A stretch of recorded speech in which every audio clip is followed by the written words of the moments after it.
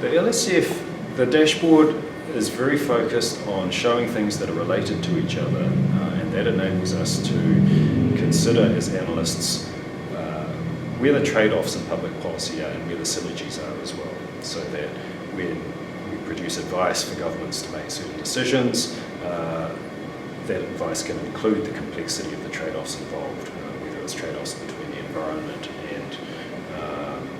economic development, which is a pretty traditional trade-off that people think of,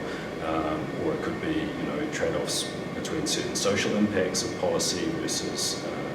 economic impacts and so on. There are lots of areas also where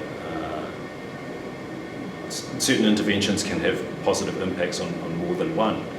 area of interest, and so those are the sorts of things that we will be looking to use the framework to bring to the surface and to help our analysis and our advice for the business. One very good example where the trade-offs, where the framework was used to illustrate the trade-offs and dependencies between different policy areas, was in the case of the regeneration of Eastern Pararua. This is a business case that's recently been approved by the government. It is a large-scale redevelopment of housing and other amenities in a particular region, and as part of that work we very explicitly used the framework to consider all the different health, education, safety and security, employment and so on aspects of the redevelopment and the different impacts that it would have. And some of these impacts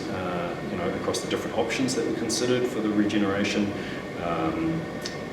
had impacts on lots of different aspects of well-being, and other options had impacts on other sets of well-being dimensions. And that's an example where, by considering all those different dimensions within a coherent framework, we have a better ability to provide rich advice around the merits of different options. Eastern Pararua included a traditional business case, and of course business cases always have to include a financial and an economic aspect. It's the tradition they've grown out of, very rightly. So what the Living Standards Framework has done is augment that basic foundational business case concept with these other aspects of well-being that governments typically want to think about when they're thinking about investment proposals such as Pararua. For this budget, for the wellbeing budget this year, government agencies were required to use the concepts in the LSF to explain the basis on which they were making budget bids and the benefits, the net benefits that they saw that would arise from their budget initiatives. And so we were able to use the framework to compare initiatives with each other and to provide advice to the government on the package of initiatives that would have best impact on the priorities that the government set for the wellbeing budget. So the government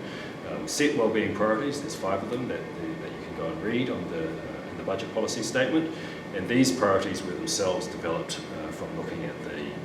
dashboard data and other information sources to determine what the government wanted to focus on for this budget.